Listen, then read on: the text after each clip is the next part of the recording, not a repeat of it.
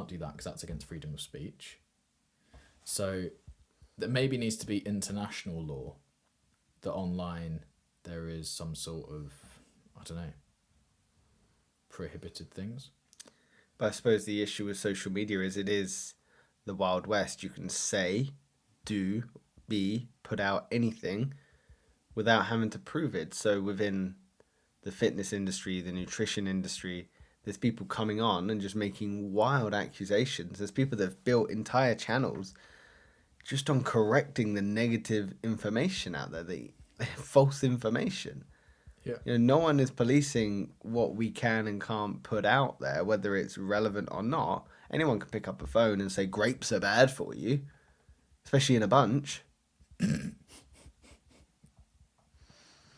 But it's true, anyone can come on and say any bit of information without any sort of scientific background. It gets viral and suddenly no one's eating grapes. Yeah. And even the people that position themselves as experts correcting others, I've never verified it. No, you just believe it. Yeah, I've not looked at Dr. Mike Israetel's degree. I've not verified that it's a real degree if I could find it. I've not verified that he was ever a lecturer at such and such university. Yeah. You know? But I believe what he's saying. Maybe it's my own stupidity. But again, there's people that are going to argue against Mike Israetel. And there are people that argue against that. And then people that argue against that. It's just this self-fulfilling prophecy because people can put on whatever they want. So it's definitely some autonomy needs to be placed onto the consumer. You know? It's the whole argument of, say, like, alcohol. We know alcohol is bad for us, yet we still sell it widely everywhere. You know, it's whose job is it to make sure you don't drink enough? Well, it's yours. You know, we could have rules and laws in place, but it's your job. Same with social media. It's your job to make sure that you're not, you know, rotting your brain, because the emotional and psychological costs of doom scrolling is like heightened anxiety and depression, irritability and anger. You know, it reinforced negativity bias depending on what information you're consuming. There's so much to digest in there that we just don't even take it. We don't even think about it on such depth, when in reality all we do is we pick up and we just start scrolling. And you've said it before, you go to do something on your phone, next thing you know you're on Instagram, you're like, how the fuck did I get here? Yeah. It's dangerous.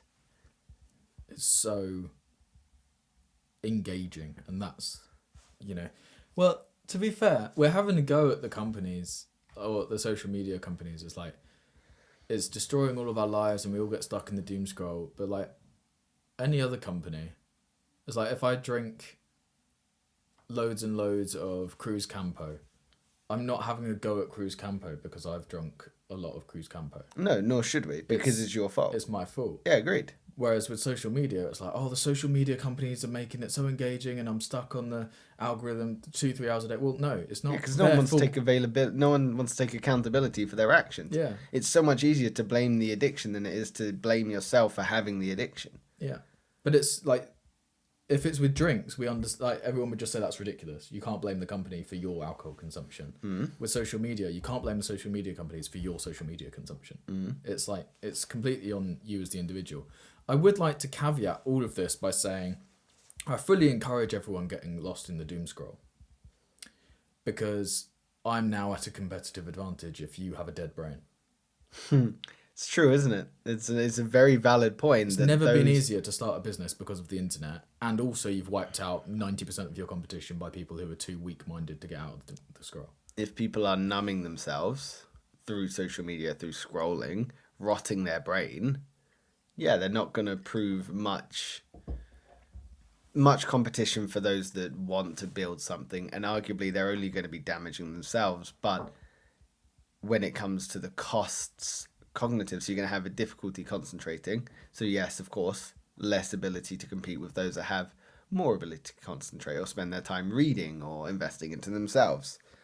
But it is also the cognitive overload and fatigue. So non-stop stream of new emotionally charged information is going to overstimulate the brain, leading to mental fatigue, poor decision making, and your memory is going to suffer as well.